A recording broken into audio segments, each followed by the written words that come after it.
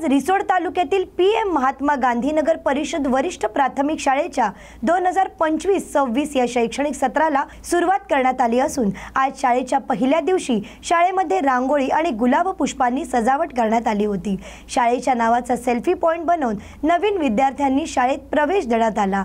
आज पहिल्याच दिवशी पहिलीचे 35 विद्यार्थी प्रवेशोत्सव सहभागी झाले होते। तसेच विद्यार्थ्यांना गोड खाऊ आणि गुलाबाचे फूल देऊन पाठ्यपुस्तके, गणवेश अशा इतर शालेय उपयोगी वस्तूंचे वितरण करण्यात आले। यावेळी शाळेचे मुख्याध्यापक रामेश्वर जायभाये यांनी शाळेमार्फत राबवल्या जाणाऱ्या संगणक प्रणाली, उन्हाळी शिबिर आणि डिजिटल पॅनल बोर्डद्वारे विद्यार्थ्यांना देण्यात येणाऱ्या शिक्षण उपक्रमांची माहिती दिली। तर शिक्षक बालाजी नागरे यांनी डिजिटल पॅनल बोर्डवर मुलांना शिकवण्याचे प्रात्यक्षिक करून दाखवले। या प्रवेशोत्सवासाठी शिक्षक वृंद आणि शिक्षकेतर कर्मचाऱ्यांनी अथक परिश्रम घेतले होते। तर हा कार्यक्रम शाळेच्या प्रांगणामध्ये उत्साहात संपन्न झाला आणि या बातमीचा आढावा घेतला आहे आमचे प्रतिनिधी ज्ञानेश प्रसाद यांनी। आज रोजी 23 जून 2025 ला सुरुवात झालेली आहे। अनेक विद्यार्थ्यांनी या ठिकाणी प्रवेशोत्सव शाळेमध्ये साजरा केला। तर काय तुमचं काय 2025-26 हे नवीन सत्र आमचं सुरू झालं। तर या सत्राच्या सुरुवातीसाठी आम्ही उन्हाळ्यापासूनच 2 महिने झाले परिश्रम घेत आहोत। उन्हाळ्यामध्ये आम्ही पहिलीचे विद्यार्थी 25-26 येत होते आणि शिष्यवृत्ती वर्गाची पण आम्ही तयारी केली आणि आमचे जे कच्चे विद्यार्थी आहेत त्यांची पण आम्ही सर्व शिक्षक बंधूंनी, आमचे मुख्याध्यापक, आमचे सर्व शिक्षक बंधू, आमचे ॲटोवाले भाऊ, आमचे परिचर भाऊ या सर्वांनी 2 महिने खूप प्रतिसाद देऊन विद्यार्थ्यांची छान तयारी केलेली आहे आणि ते आज आमचा पहिला दिवस खूप आनंदात पार पडला। तर सर्वात पहिलंच वर्ष आमचं आहे की यावर्षी छान आमचा पहिला दिवस आनंदात पार पडलेला आहे आणि विद्यार्थ्याचा आम्हाला दरवर्षीपेक्षा यावर्षी खूप चांगला प्रतिसाद मिळाला। धन्यवाद। खूप छान आपण या ठिकाणी प्रतिक्रिया दिल्या, मुलांना प्रवेश मिळवला। आपल्या शाळेमध्ये मुलं कसे येतील आणि या ठिकाणी कसे शिक्षण घेतील यासाठी आपण केलेले प्रयत्न निश्चितच अभिनंदनास पात्र आहेत। मला सांगण्याला या ठिकाणी अभिमान वाटेल, आनंद वाटेल की मी सुद्धा या शाळेमध्ये घडलेलो आहे आणि तिथूनच मी आज या न्यूज मराठीच्या वाहिनीपर्यंत पोहोचलेलो आहे। मी सुद्धा खूप छान प्रकारे घडलेलो आहे। त्यासाठी मला पुन्हा एकदा सांगण्यासाठी खूप खूप अभिमान वाटेल। धन्यवाद। न्यूज मराठीसाठी ज्ञानेश प्रसाद, वाशिम।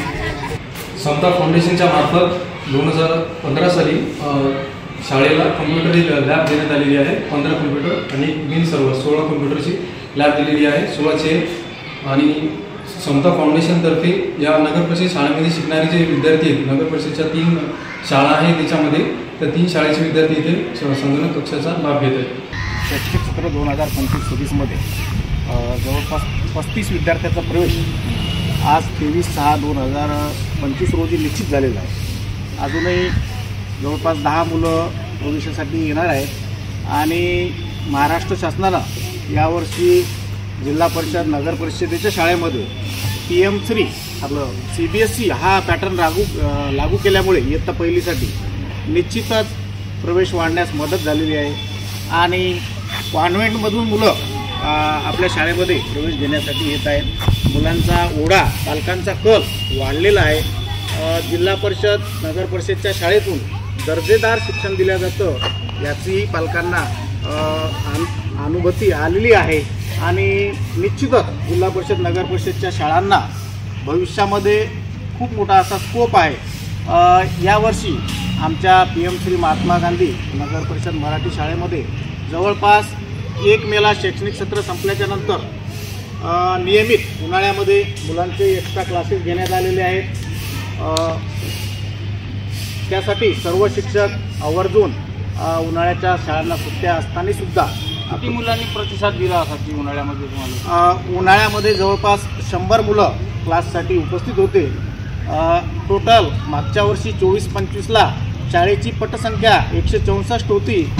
यावर्षी जवळपास 195 पटसंख्या होत आहे, म्हणजे जवळपास 30 मुलं यावर्षी वाढलेले आहे आणि हा शाळेच्या प्रगतीचा निश्चितच आलेख आहे। नक्कीच सर, खूप छान आपण उपक्रम राबवले आणि विद्यार्थी आपण जिल्हा परिषद नगरपालिकेच्या शाळेच्या माध्यमातून घडवतात आणि या आपल्या नगर परिषद शासकीय सरकारी शाळाकडे पालकांचा सुद्धा कल वाढलेला आहे. त्याबद्दल आपण जे उपक्रम उन्हाळ्यामध्ये राबवत आहात आणि विद्यार्थ्यांना इकडे आकर्षित करत आहात त्याबद्दल आपले सर्वप्रथम न्यूज मराठीच्या वतीने खूप खूप अभिनंदन. हे होते आपल्या नगर परिषद शाळेचे रिसोडचे मुख्याध्यापक जायभाई सर.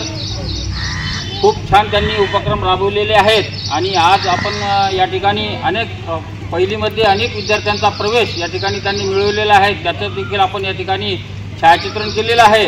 तरी सरांचं आणि संपूर्ण या शिक्षक वृंदांचं आपण पुनश्च अभिनंदन करूया. न्यूज मराठीसाठी ज्ञानेश प्रसाद, वाशिम. बुलढाणा जिल्ह्यातील वझर आघाव जिल्हा परिषद उच्च प्राथमिक शाळेत आज पहिलीच्या नवीन विद्यार्थ्यांना प्रवेश दिला. यावेळी शाळेत अनेक प्रकारची सुसज्ज अशी सजावट करण्यात आली होती.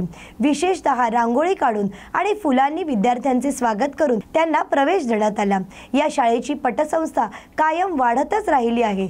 याचे श्रेय शाळेच्या सगळ्या शिक्षकांना आणि शिक्षकेतर कर्मचाऱ्यांना दिले जाते. शाळेतील शिक्षक विद्यार्थ्यांच्या सर्वांगीण विकासावर अथक मेहनत घेतात. याच कारणामुळे लोणार तालुक्यातील वझर आघाव या शाळेचे नाव प्रथम क्रमांकावर आले आहे. तसेच ही शाळा मुख्यमंत्री माझी शाळा सुंदर शाळा या प्रथम पुरस्काराने प्राप्त असून या शाळेतील शिक्षकांच्या दृढ निश्चयामुळे आजचे विद्यार्थी उद्याचे सुजाण नागरिक आणि भावी राष्ट्राचे सेवक म्हणून उदयाला येणार आहेत असा विश्वास शाळेतील शिक्षकांकडून व्यक्त होत आहे. आणि या बातमीचा आढावा घेतला आहे आमचे प्रतिनिधी रघुनाथ आघाव यांनी. आज आपण आहोत जिल्हा परिषद उच्च प्राथमिक शाळा वझर आघाव या ठिकाणी आणि आज 23 जून शाळेचा पहिला दिवस आणि या ठिकाणी विद्यार्थ्यांचं शिक्षकांनी कशा पद्धतीने स्वागत केलं आहे हे आपण या ठिकाणी बघणार आहोत. आणि दुसरी महत्त्वाची गोष्ट म्हणजे या शाळेने लोणार तालुक्यामधून मुख्यमंत्री माझी शाळा सुंदर शाळा या स्पर्धेमध्ये प्रथम क्रमांक मिळवलेला आहे. तर चला तर जाणून घेऊया या शाळेतील सुखसुविधा आणि कशा पद्धतीने शिकवल्या जातं आहे याबद्दल माहिती आपण जाणून घेणार आहोत. नमस्कार, मी मुख्याध्यापिका. माझे नाव कुमारी मीनाक्षी ज्ञानदेव पुरी भारती असे आहे आणि मी जिल्हा परिषद उच्च प्राथमिक शाळा वझर आघाव येथे कार्यरत आहे. आमची शाळा मुख्यमंत्री माझी शाळा सुंदर शाळा यामध्ये लोणार तालुक्यातून आमच्या शाळेचा प्रथम क्रमांक आलेला आहे आणि आम्हाला 3 लाखाचा धनादेशसुद्धा प्राप्त होणार आहे. त्याचप्रमाणे पंतप्रधान मोदी साहेब यांच्या मते आम्ही नवा उपक्रम राबविण्यात येणार आहे. तो उपक्रम म्हणजे एक माँ एक पेड़ असा उपक्रम आहे आणि आमची शाळा सर्वीकडे तसेच सर्व झाडं आहे आणि सर्वकडे हिरवगार असे आहे. आमचा नवा उपक्रम वन शाळा म्हणून जिकडे तिकडे प्रसिद्ध झालेला आहे. तसेच आमच्या शाळेत विद्यार्थ्यांना आरोचे पाणी मिळते आणि आम्ही सर्व विद्यार्थ्यांना संगणकाचा उपयोग करू देतो आणि स्पेशल संगणकाची रूमसुद्धा आमच्याकडे आहे. तसेच मोठ्या 5-6-7 मुली 5वी 6वी 7वी इयत्ता 5वी 6वी 7वीतल्या मुली आहेत त्यांचे आम्ही लक्ष ठेवतो आणि आरोग्याची सुविधासुद्धा त्यांना देतो आणि त्यांच्या सर्व त्रुटी आम्ही दूर करतो, समस्या दूर करतो. आमची शाळा खूप उत्कृष्ट आहे आणि आमच्या शाळेच्या सर्व भिंती बोलक्या आहे, छान परसबाग आहे, मुलांना खेळण्यासाठी प्रशस्त मैदान आहे. तसेच शासनाच्या सर्व सोयी सवलती आम्ही मुलांना उपलब्ध करून देतो. तसेच आम्ही खडकाळ जमिनीवर माती टाकून हिरवीगार अशी परसबाग तयार केलेली आहे. यामध्ये सर्व शिक्षकांचा आणि गावकऱ्यांचासुद्धा सहभाग आहे. आणि त्याचप्रमाणे आम्ही विद्यार्थ्यांच्या गुणवत्ता विकासासाठी अहोरात्र झटत असतो. आमचे सर्व शिक्षक, सर्व टीम आणि इतर गावकरीसुद्धा आम्हाला सहकार्य करतात. आम्हाला गावाची साथ आहे. तसेच आम्हाला शाळा व्यवस्थापन समिती आणि गावकरी सरपंच सर्वजण मदत करतात. आम्ही त्यांच्यानुसार आम्ही सगळं विश्वासात घेऊन सर्व कामं करतो आणि त्यांचेसुद्धा आमचे आभार आहे. आणि ग्रामपंचायतीने आम्हाला खूप मोठी मदत केलेली आहे. आम्हाला त्यांनी आरोचे पाणी दिलेले आहे आणि प्रत्येक विद्यार्थ्याची समस्या आम्ही त्यांच्याकडे मांडतो आणि ते सुद्धा आम्हाला मदत करतात. मी त्यांची आभारी आहे, गावकऱ्यांची आभारी आहे, शाळा व्यवस्थापन समितीची आभारी आहे, सर्व शिक्षक, माझी टीम आणि माझी टीमसुद्धा उत्कृष्ट आहे. माझी टीम, मी म्हटलं की मी फोन केला की सर्व आधीच तयारी करून ठेवतात आणि आम्ही सर्व मिळून सर्व सहकार्य करतो आणि सर्व एका विचाराने राहतो, संगनमताने राहतो. अशी माझी शाळा आहे, म्हणून मला माझ्या शाळेचा खूप अभिमान आहे. धन्यवाद. नुकत्याच पार पडलेल्या जिल्हा नियोजन समितीच्या बैठकीसाठी पत्रकारांना प्रवेश नाकारण्यात आल्याच्या निषेधार्थ डिजिटल मीडिया पत्रकार संघटनेने जिल्हा नियोजन समितीचे सचिव आणि जिल्हाधिकारी यांच्याकडे निवेदन सादर करून या संदर्भात तीव्र नाराजी व्यक्त केली. पत्रकारांना बैठकीपासून दूर ठेवणे ही लोकशाही व्यवस्थापनेकडे अत्यंत धोकादायक आणि दुर्दैवी बाब आहे. ही बैठक केवळ शासकीय आणि राजकीय वर्तुळापुरती मर्यादित न राहता सामान्य जनतेसाठी खुली असावी, यासाठी पत्रकारांची उपस्थिती अत्यावश्यक असल्याचे संघटनेने म्हटले आहे. आणि या बातमीचा आढावा घेतलाय आमचे प्रतिनिधी मोहम्मद रफिक यांनी. DPDCची बैठक झाली आणि या बैठकीमध्ये पत्रकारांना बसू दिल्या गेल्या नाही. अनेक दिवसापासून, अनेक वर्षापासून DPDCच्या बैठकीमध्ये पत्रकारांना बसू दिल्या जातं आणि पत्रकार हे तिथून आपलं वार्तांकन करतात. इलेक्ट्रॉनिक मीडियासाठी असो का प्रिंट मीडियासाठी असो, या लोकांना तिथं बसू दिलं पाहिजे. नेमका नांदेड जिल्ह्याचा विकास कोणत्या पद्धतीने होतोय आणि कोणते मुद्दे त्या ठिकाणी मांडले जात आहेत हे लोकांपर्यंत पोहोचण्यासाठी माध्यमांच्या प्रतिनिधींना तिथं बसू दिलं पाहिजे, अशी आमच्या संघटनेची मागणी होती. आणि एकूणच पाहता त्या ठिकाणी जे आपण जर पाहिलात तर लोकसभेमध्ये असेल त्या ठिकाणी सुद्धा लाईव्ह होतं, विधान भवनामध्ये सुद्धा हे लाईव्ह होतं. तर इथं नेमकं DPDCच्या बैठकीमध्ये काय चाललं आहे हे जनतेपर्यंत पोहोचू द्यायचं नाही का, हा सुद्धा या ठिकाणी प्रश्न उपस्थित होत आहे. आणि DPDCच्या बैठकीला पत्रकारांना प्रतिनिधींना बसू द्यावं अशी मागणी आम्ही जिल्हाधिकाऱ्यांना पण केलेली आहे. येत्या काळामध्ये पालकमंत्र्याला पण करणार आहोत आणि तसेच आपल्या राज्याचे मुख्यमंत्री यांच्याकडे सुद्धा आम्ही मागणी करणार आहोत की DPDCच्या बैठकीला बसू दिलं पाहिजे. आणखी एक मुद्दा महत्त्वाचा म्हणजे की DPDCच्या बैठकीला जे आमचे पोलीस बांधव या ठिकाणी बंदोबस्तासाठी येतात, त्या ठिकाणी तिथल्या कॅन्टीनवाल्यांनी त्यांना पाणीसुद्धा त्यांच्या हातातून हिसकाटून घेतले, हा सुद्धा मुद्दा निषेधार्ह आहे. आणि एकूणच पाहता येत्या काळामध्ये आम्ही आता निवेदन दिलेलं आहे, त्या काळामध्ये आम्हाला याचा सकारात्मक हे भेटेल, प्रतिसाद भेटेल अशी अपेक्षा करतो. आणि येत्या काळामध्ये डिजिटल मीडिया संपादक पत्रकार संघटनेच्या वतीनं असे समाज उपयोगी जे विषय आहेत ते उचलले जातील.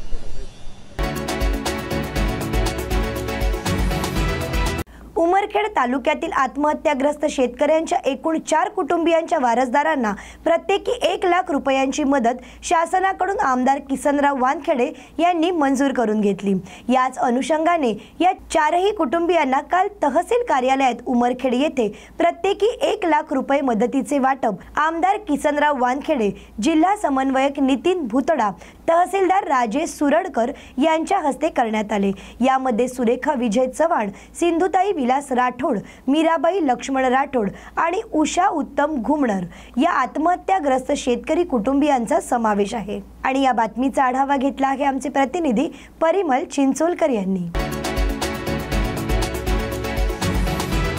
शासन निर्णयानुसार पुढील 2 महिन्यांमध्ये नैसर्गिक आपत्ती उद्भवल्यास गोरगरीब जनता अन्नधान्यापासून वंचित राहू नये याकरिता सार्वजनिक वितरण प्रणालीद्वारे जून, जुलै, ऑगस्ट अशा 3 महिन्यांचे रेशन वाटप करणे सुरू आहे. परंतु उमरखेड शहरासह तालुक्यामध्ये गोरगरीब जनतेच्या दृष्टीने महत्त्वाच्या असणाऱ्या या शासनाच्या निर्णयाला पुरवठा विभागाचे दुकानदार न जुमानता यात गोंधळ करत असल्याचे चित्र पाहायला मिळत आहे. गोरगरीब जनतेसाठी शासनाकडून राबविल्या जाणाऱ्या विविध कल्याणकारी योजनांमधील मोफत धान्य पुरवठा ही एक महत्त्वपूर्ण योजना असून उमरखेड शहरासह तालुक्यात याची पूर्णपणे अंमलबजावणी होताना दिसत नाही. लाभार्थी नागरिकांना दुकानात रेशन मिळण्यासाठी नाहक त्रास सहन करावा लागत आहे.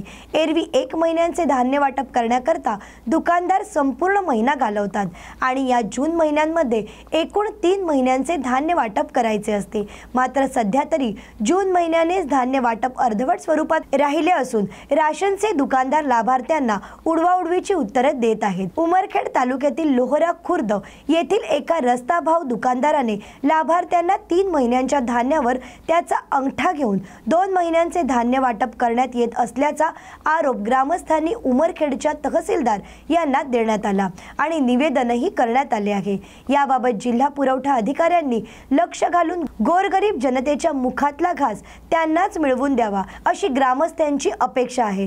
त्वरित चौकशी होऊन कारवाई न झाल्यास उपोषणाला बसणार असल्याचा इशारा निवेदकर्त्यांनी दिला आहे।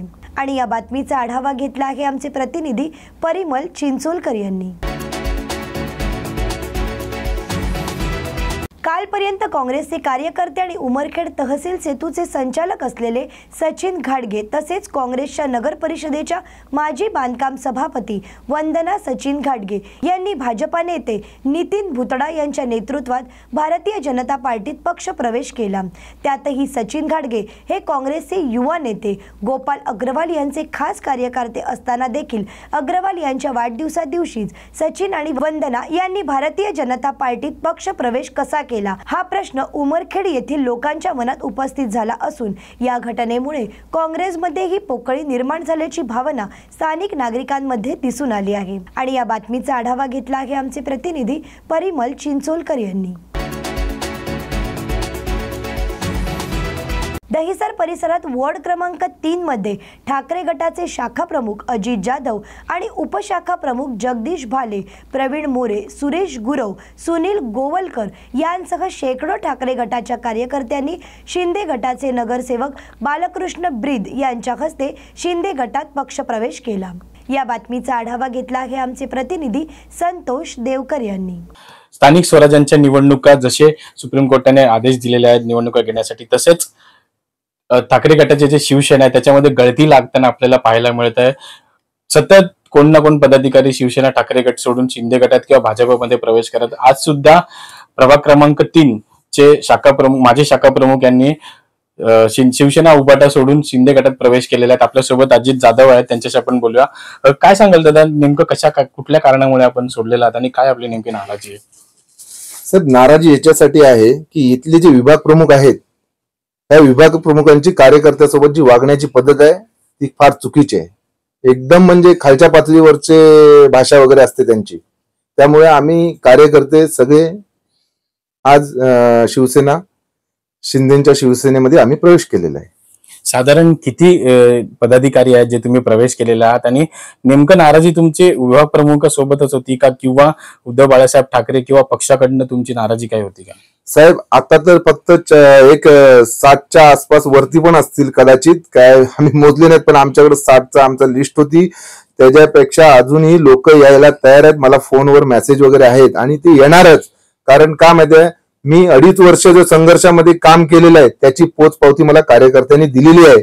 त्यांना वाटलं की खरंच पक्षाकडून अन्याय झालेला आहे अजित जाधव यांच्यावर, म्हणून ते कार्यकर्ते सगळे माझ्या सोबत इथे यायला तयार होते। तरी देखील मी कोणाला जबरदस्ती करून कोणालाही बोलवलं नाहीये। ते माझ्या कामाला बघून आलेले आहेत आणि या विभाग प्रमुखाला कंटाळून आलेले आहेत। विभाग प्रमुखाने शिवसैनिकावर खूप मोठे अन्याय केले आहेत। म्हणजे जर का आमचे वंदनीय बाळासाहेब ठाकरे असते ना, त्यांना चपलेनं मारलं असतं, असे यांनी आपल्या विभाग प्रमुखांनी उदेश पाटेकरांनी आमच्यासोबत खेळ केलेला आहे। खेळ म्हणजे असं केलं, विधानसभेला आम्हाला जेवणासाठी लाह्या त्यांनी पाठवलेल्या आहेत, दुपारच्या संध्याकाळच्या नाश्त्याला वगैरे। त्याला बोलतो कुरमुरे आणि आम्हाला सांगतात भेल आहे। अहो, ते हवेनं उडत होतं असं हातात घेतल्यावर। अशा पद्धतीचं जे आम्हाला आमच्यावर तो अन्याय झाला, त्या अन्याय आम्ही इथले राज्य संघटक व आपले राज्य संघटक व निरीक्षक म्हणून विधानसभेला निरीक्षक होते सन्माननीय उद्धव कदम उर्फ केके सर, यांना देखील आम्ही ते दाखवलेलं। आता त्यांनी कुठपर्यंत वरती पोहोचवलंय हे जर उद्धव साहेबांना जरी आमच्या कळलं, पक्षप्रमुखांना जरी आमच्या कळलं असतं तरी त्याला लगेच ताबडतोब त्याची हकलपट्टी करण्यात आली असती।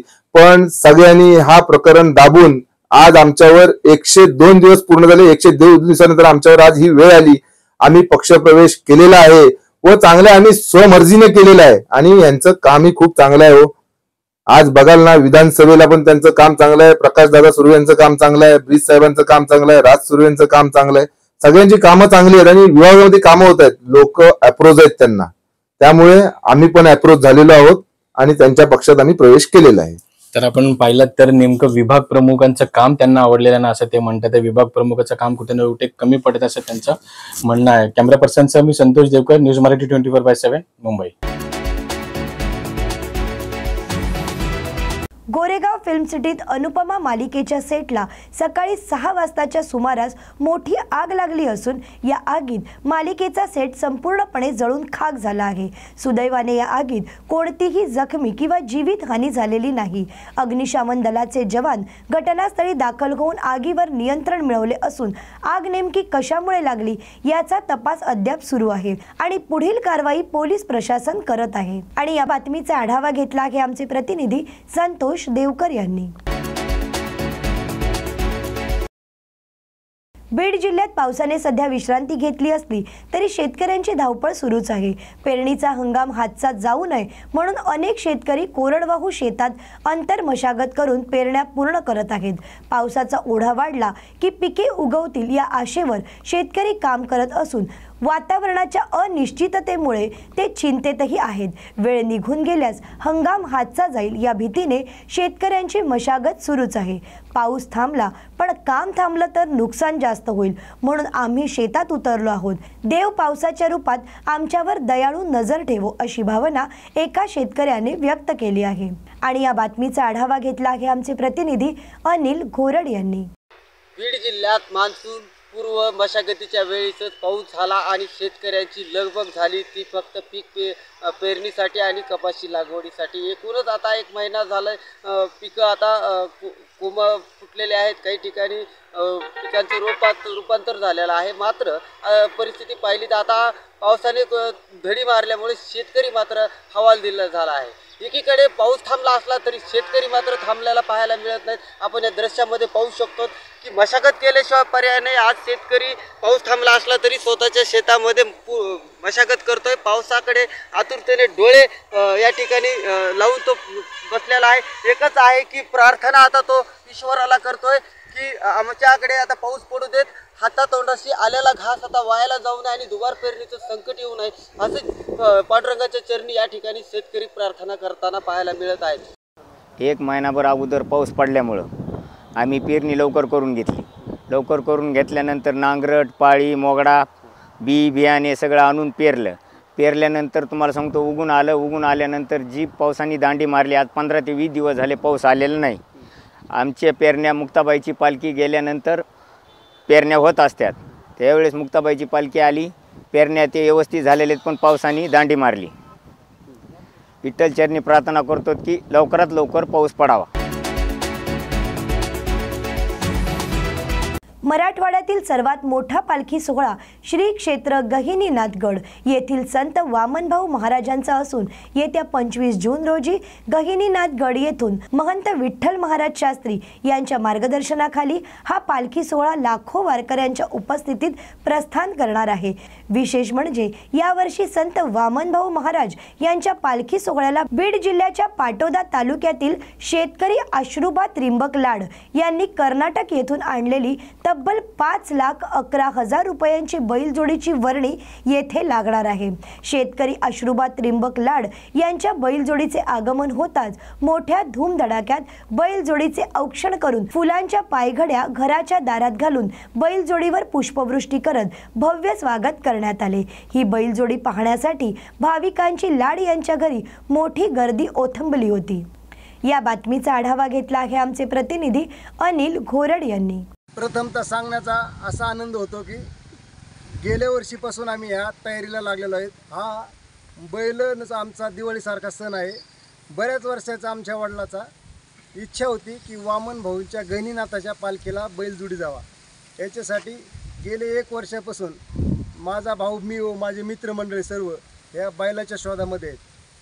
बैल घेण्याची पद्धतमध्ये आम्हाला एक सारखी आणि सेम बैल घ्यायची होती. तर सेम बैल पाहता आम्हाला काय असे फिरून भेटले नाहीत. त्यानंतर आम्ही कर्नाटकमध्ये गेलो. कर्नाटकमधून जोडसुद्धा सेम भेटत नव्हती. त्याकरता एक बैल घेतला. कसलाही पैशाचा विचार न करता की आपल्याला एक वडिलाची इच्छा पूर्ण करायची, ह्यासाठी ही बैलजोड आम्ही आणलेली आहे. सरासरी या दोन्ही बैलाची किंमत 5,11. बैलाचं वेगळे पण असं की हे बैल हे असे बोम भावरा असे एकदम चांगले आहेत, निकूप वगैरे असं. हे बैलच म्हणजे ज्यावेळेस उदाहरण द्यायचं असं की ज्यावेळेस बैराम दादानी की इंद्रज सांगितलं की बा आपल्याला यज्ञ करायचा अश्वयज्ञ, त्याकरता त्याने घोडा सोडला होता. घोडा सोडल्यानंतर एक घोडानंतर पुढून असे कर्ण अंगराज कर्ण असा माणूस होता, पुढून ते त्यांच्यासाठी मैत्रीसाठी आले होते. त्यांनी घोडा अडवला येता येता. घोडा अडवल्याच्यानंतर हे म्हणले का अडवल्याच्यानंतर कर्णाने असं उत्तर दिलं की आपल्या घोड्याचा डावा कान थोडा तुटलेला आहे, याच्यासाठी आपला यज्ञ भंग होऊ नये यासाठी मी अडवला. त्यासाठी आपण घेताना सुद्धा ते सगळं लक्षात घेता की असं सगळं वस्तू बघून घेतलेले. बुधवारी जायचं इथून सकाळी 25 तारखेला. सर्व गावकऱ्यांनी एकदम उत्कृष्ट असं स्वागत केलेलं आहे. हे माझे एकट्याचे बैल नसून संपूर्ण चिखलीचे बैल आहेत. मला पहिले प्रथम सांगायचं म्हणजे त्याच्याकरता हा सगळ्या गावकऱ्याचं आनंदी वातावरण आहे. आणि 25 तारखेला सकाळी 9 वाजता आमच्या गावातून एक DJ वगैरे लावून असं जंगी स्वागत करून गाव पालखीकडे बैल जाणार आहे. बैलांचं स्वागत ग्रामस्थांनी अतिशय उत्साहात केलं आहे. परंतु सर्वात महत्त्वाचा विषय गावकरी महंत विठ्ठल महाराज मठाधिपती श्री क्षेत्र गजनाथगड यांचे आम्ही आभारी आहोत. आमच्या गावाला हा मान दिला आणि आमचे आसुरबापू हे सतत पूर्वीपासून म्हणजे खूप कष्टातून यांनी त्यांचा संसार फुलवलेला आहे. प्रसंगी ऊस तोडलेला आहे, मुलं वाढवलेत, मुलं पण आता चांगले म्हणजे व्यवसायात आहेत आणि गावकऱ्यांना यांचा अभिमान आहे. आणि आम्ही अतिशय उत्साहामध्ये 25 तारखेला DJसह गावकरी सर्व उपस्थित राहून गावाला जो मान दिला आहे गडाने, त्यासाठी आम्ही पूर्ण वेळ देऊन पालखी सोहळ्यासाठी उपस्थित राहणार आहोत. आज आसुबापू यांनी जे पालखी सोहळ्यासाठी गैनाथगडाचे बैल आणलेले होते, यासाठी सर्व गावकऱ्यांनी औक्षण करून फुलाच्या पायगाड्या टाकून पुष्पवृष्टी करून या बैलांचं स्वागत केलेलं आहे. याचा गावाला सार्थ अभिमान आहे. आणि 25 तारखेला जो सोहळा चालू होणार आहे यासाठी सर्व ग्रामस्थ मोठ्या उत्साहामध्ये गैनाथगडावर जाणार आहेत. आणि हा जो मान महंत विठ्ठल महाराज यांनी दिलेला आहे त्याबद्दल आम्ही सर्व ग्रामस्थ त्यांचे आभारी आहोत. शालेय शिक्षणात हिंदी सक्ती विरोध महाराष्ट्र नवनिर्माण सेनेने दहिसर पश्चिम रेल्वे स्थानकाजवळ स्वाक्षरी मोहीम राबवली. या मोहिमेला हजारो मराठी नागरिकांनी उत्स्फूर्तपणे प्रतिसाद दिला आहे. महाराष्ट्र नवनिर्माण सेनेच्या कार्यकर्त्यांनी आम्ही हिंदू आहोत पण हिंदी नाही अशी भूमिका मांडत हिंदी सक्तीचा विरोध केला.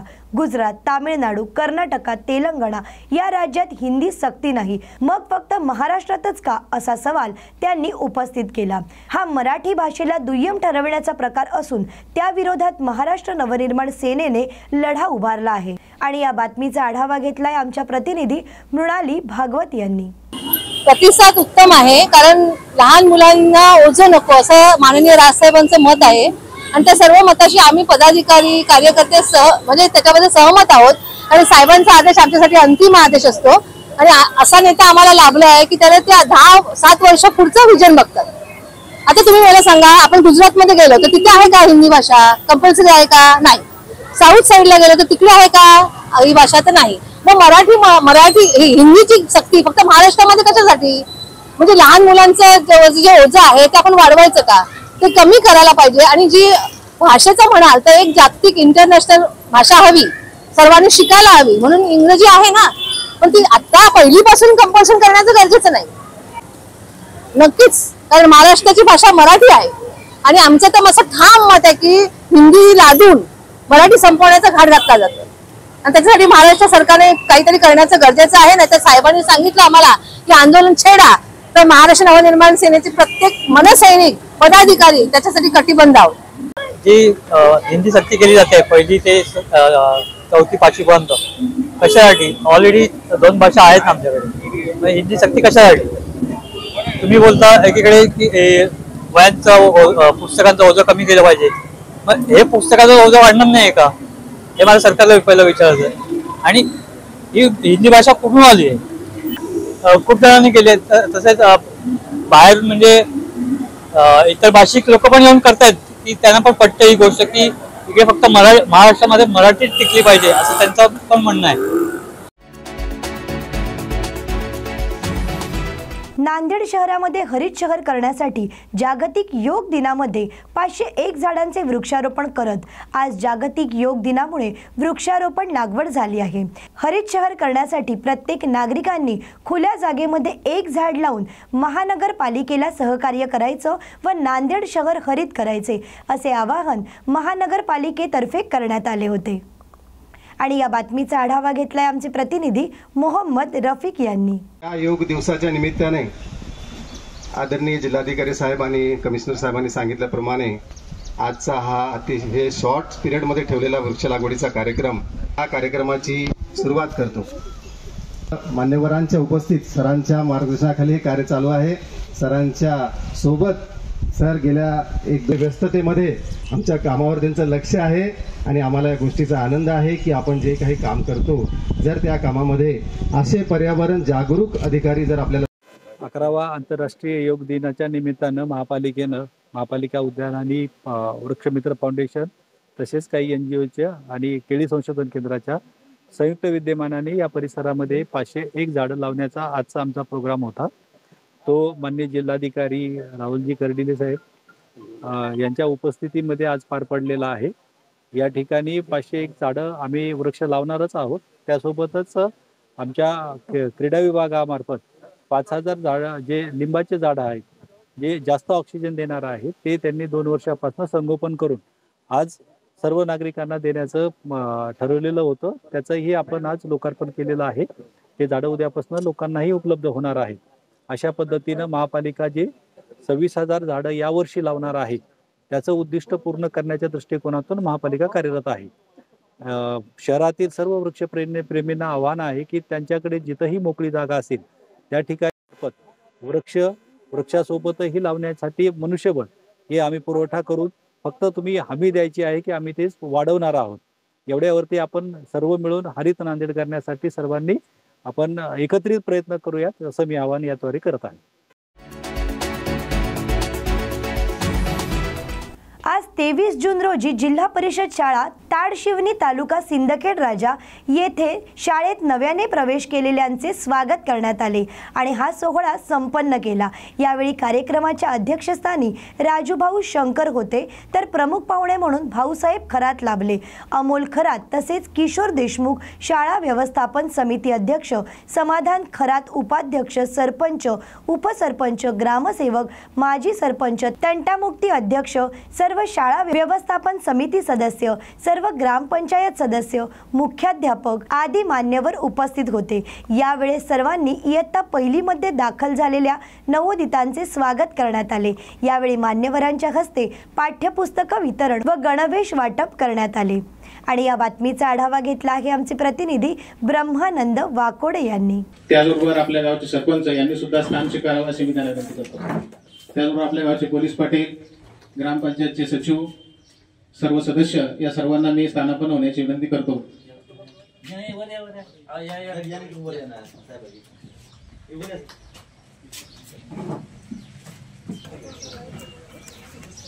शैक्षणिक वर्ष 2025-26 या वर्षाची सुरुवात आजपासून होत आहे। त्यांचं एकदा टाळ्या वाजवून स्वागत करूया।